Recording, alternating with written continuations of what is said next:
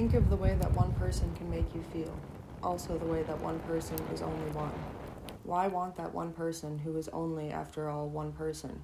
And why wake up longing for a person and fall asleep longing for the same person, and who knows if anyone else is in this longing? You don't know if that one person is longing too. The overdetermination of each thing unheld. That person who is only one person is just as overdetermined as anything else unheld. Overdetermined like the angelic realm or the commune or whatever else you never get but really want. You hold their face in your face. You see how their face goes from one expression to the other. You imagine you could make their face move between expressions. You imagine how, if you held their face in your eyes, how that face would look when held. You think about their face a lot and ask some questions of it. What would it look like if I touched it? What would it look like if I did that thing to that person? What would it look like if the person were doing that thing or another? The elasticity of surprise on the longed-for's face. Remember what it looked like when that person was surprised by you. You said something they didn't expect.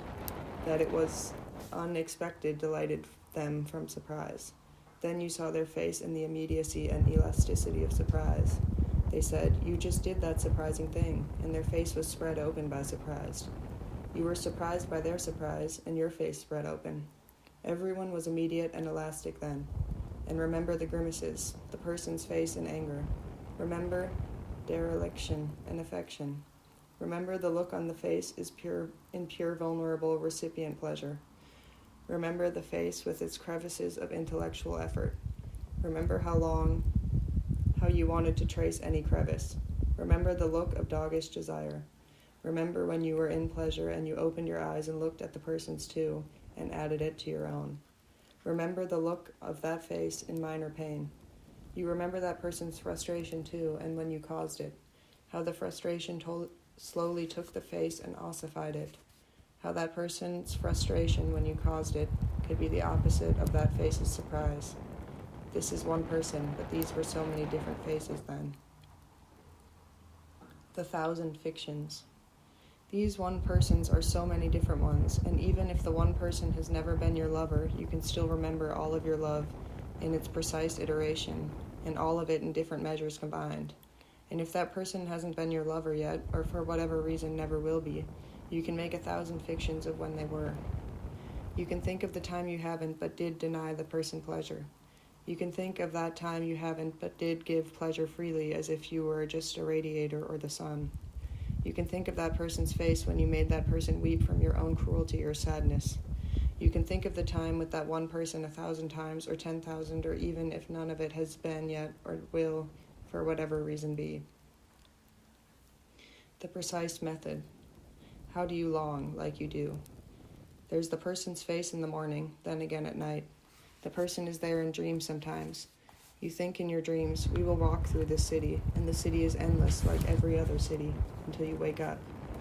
You can imagine saying, let's be as innocent as animals or children. In this meaning, let's hold each other's faces in our faces and eyes and pretend to suffer none of the destruction inherent in this. The day is made of alternating terror of having that person with you in some way or not having that person with you in some way. The terror of their interest or non-interest, the terror of asymmetrical or symmetrical desire. Pulling out of the terror, you make some plans to pull out of the terror, to fracture idealization, or make that person more precise. But increased exposure never actually results in decreased idealization like your plan. Longing as cosmopolitan. So you can swear you think the oneness of this person feels really special right now, and in most hours you would swear to their specialness. But in fact, it isn't even that person, and never limited like that. Sometimes it is one, sometimes it is another. Sometimes it is a future-oriented longing, sometimes a nostalgic one. Sometimes it is a generalized they-ness, sometimes a himness or a her-ness. The way all the people of the past longing combine with those of the present longing. This is like sometimes how you are in the city you now live in and forget and think you are in the city you used to live in, or the one you visited a lot. Then sometimes you feel like you are in all cities at once, or that all cities are basically just one, or that you are driving or walking in a city that makes each city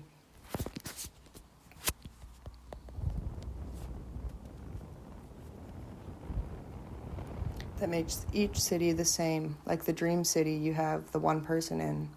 So too your longing has both an enlarging and flattening effect. Now that you have been alive for some time, it's clear all this longing is kind of cosmopolitan. This is the longing that is not in actual relationship, but outside of it. That is when it is longing in the state of the general, but not the specifics of the one-on-one bodily negotiation. You hold a face in your eyes a lot and say, I am a citizen of longing for that one person. But what you really mean is that you are a citizen of longing for the world.